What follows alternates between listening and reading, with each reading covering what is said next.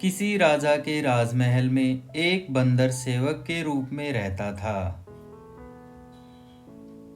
वह राजा का बहुत विश्वास पात्र और भक्त था।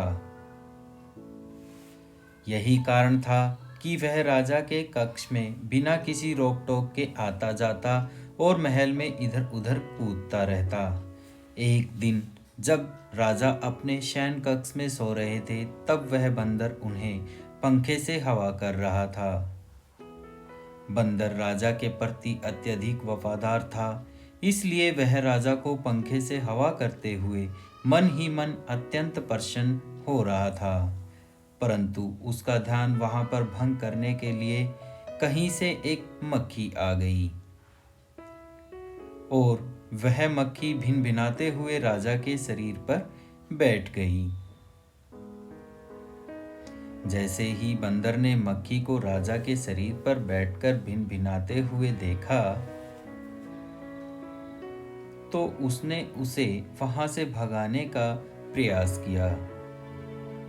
पर मक्खी अपने स्वभाव के कारण बार बार वहीं आती और बैठ जाती और फिर से बंदर उसे बार बार भगाता।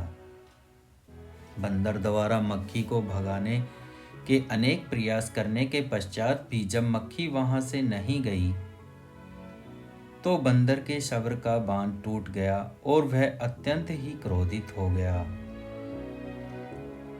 अब वह मक्खी को भगाने की बजाय उसे मारने के लिए उतारू हो गया।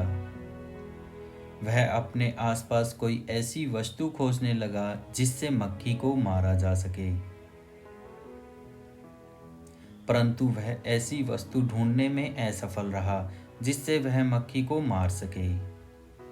अंत में उसे राजा के बगल में रखी राजा की तलवार दिखी और उसने राजा की तलवार मक्खी को मारने के लिए उठाई। इस समय मक्खी राजा की छाती पर बैठी थी और उसने बिना सोचे समझे मक्खी पर सीधा प्रहार कर दिया। मक्खी तो समय रहते राजा की छाती से उड़ गई,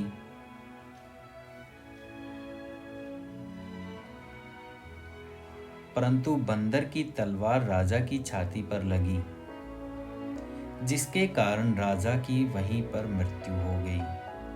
अतः हमें इस कहानी से ये शिक्षा मिलती है कि मूर्खों का साथ हमेशा दुखदायी ही होता है।